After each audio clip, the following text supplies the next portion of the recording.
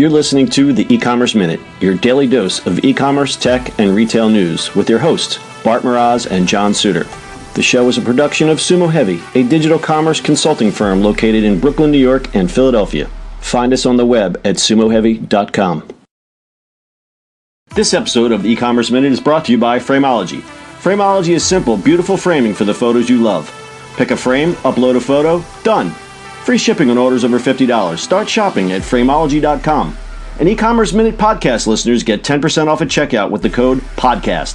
Frameology. Simple, beautiful framing for the photos you love.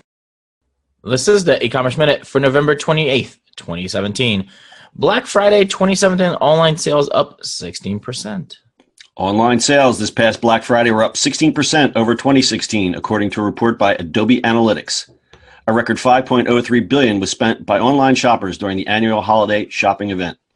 And as predicted, mobile played a big part in that increase, with over half of e-commerce traffic coming from smartphones or tablets for the first time. Adobe reported mobile devices drove 54.3% of visits and 36.9% of revenue on Black Friday. Smartphones represented 44.6% of site visits and 26% of revenue. Conversion rates across all devices saw double-digit growth, with tablets at 5.9%, up 13%, and smartphones at 3.5%, up 16.5%.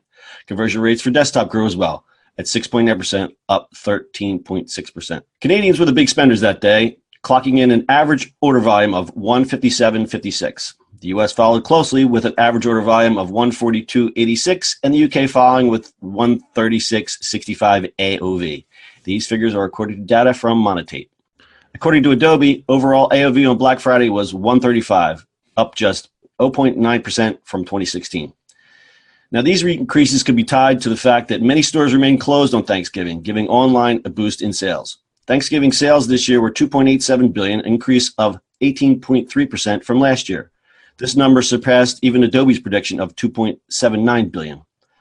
Top-selling items on Black Friday, or hold on to your hats, according to Adobe, included the Nintendo Switch, Hatchimals, and collectibles toys. They're little eggs that you collect. I have no idea. PJ Masks, LOL surprise dolls, also have no idea. Ride-on cars, as well as Google Chromecast and Roku streaming devices. Bricks and mortar stores also reported promising numbers, which is a welcome relief after the brutal year in the sector, which saw many iconic brands downsize or disappear altogether. So basically what you're saying right now, numbers are just up.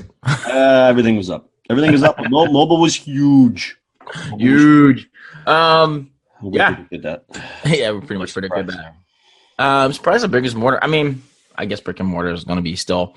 I haven't seen any video of craziness from Black Friday, but yeah, I was a little disappointed. I scoured the interwebs this weekend looking for fresh Black Friday videos, and all I saw was a lot of stuff that was, mashups from previous years. Still highly entertaining, and that's usually how I spend my Saturday morning on Thanksgiving weekend, watching Black Friday videos. I wonder if online shopping just is really stopping that, You know what? That's a really good point. Because I didn't. Then there's the other thing. Is like, what would people camp out for? It's like you're gonna camp out 2 days for a $175 TV. I don't know. You get so many deals online. It doesn't really matter anymore. You know, people are so comfortable with it. So yeah, I mean, maybe that's just really stopping it. What was great was actually this weekend. It was also Shop Small Saturday, right?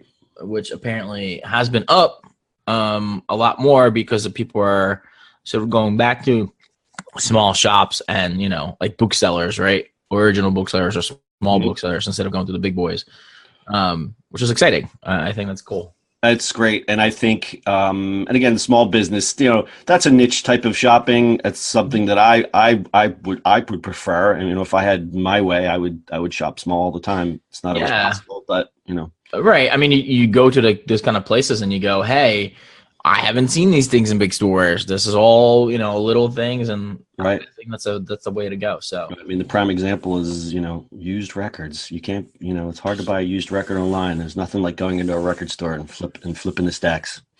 Yep. All that vinyl. All right. We'll keep an eye on the numbers from Small Business Saturday. We're reporting more on Black Friday and Cyber Monday during the week. Stay tuned. Anything else?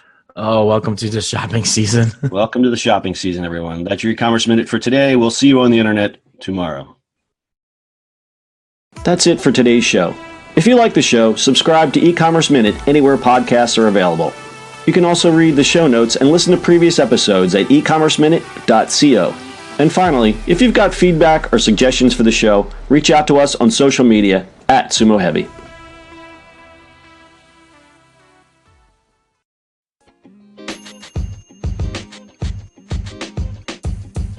The podcast you just heard was recorded with Anchor. If you want to make your own, download the Android or iOS app completely free from anchor.fm/podcast. That's anchor.fm/podcast.